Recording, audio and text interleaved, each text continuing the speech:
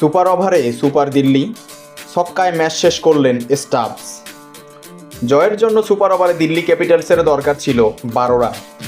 বল হাতে রাজস্থান রয়্যালসের সন্দীপ শর্মা, স্ট্রাইকে লোকেশ রাহুল। প্রথম বলে এলো 2, পরের বলেই 4।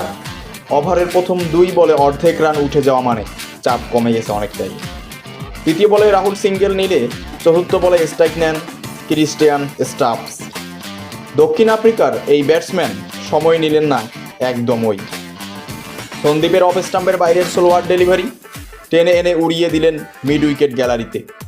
সুপার ওভারে দিল্লি ক্যাপিটালস জিতল দাপট দেখিয়েই।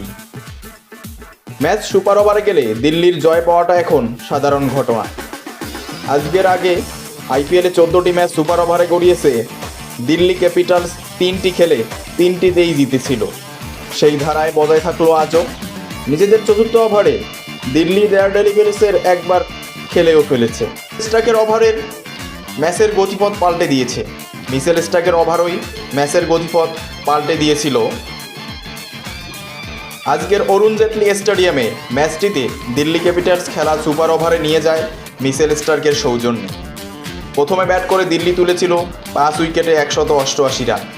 তারা করতে নেমে জয়ের সম্ভাবনা জাগানো রাজস্থানের শেষ ওভারে দরকার ছিল মাত্র 9 রান।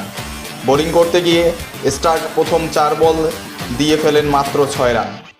তবে পঞ্চম বলে সিমরন হেটমায়ার ও ষষ্ঠ বলে ধ্রুব জুয়েলকেও 1 রানে আটকে দিয়ে ম্যাচ টাই করে ফেলেন।